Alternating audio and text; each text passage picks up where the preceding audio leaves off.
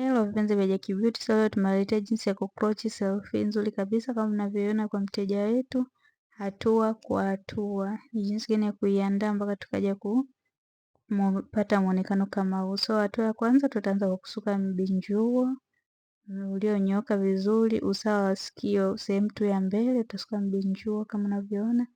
Baada ya hapo sehemu ya nyuma ile iliyobaki tutasuka mbinjuo kwa kuzunguka duara, wanaita dawa ya mbu.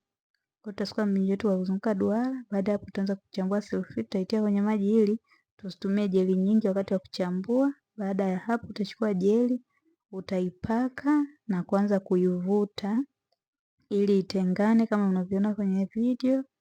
Tutaenda kuitenganisha hiyo vizuri, bila kusahau hii ni kazi ya wanafunzi wetu. Karibuni sana darasani kwa mafunzo.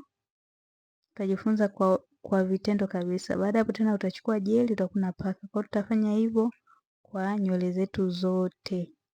Utakuwa unachota kidogo, unatoa kidogo, baada ya hapo unachukua jeli unapaka mpaka utakapomaliza nywele yako yote, bunda lako lote la selfie kama mnavyoona.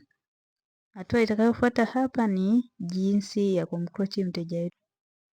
So utachukua sindano yetu ya kucroch kama unavyoona, utaingiza kwenye nywele. Baada hapo utachukua hiyo selfie utaipachika, utazifunga hiyo sindano yake. Baada hapo utatoa sindano, utaingiza hiyo selfie kama unavyoona. Nitarudia tena, napachika sindano, naweka selfie yangu.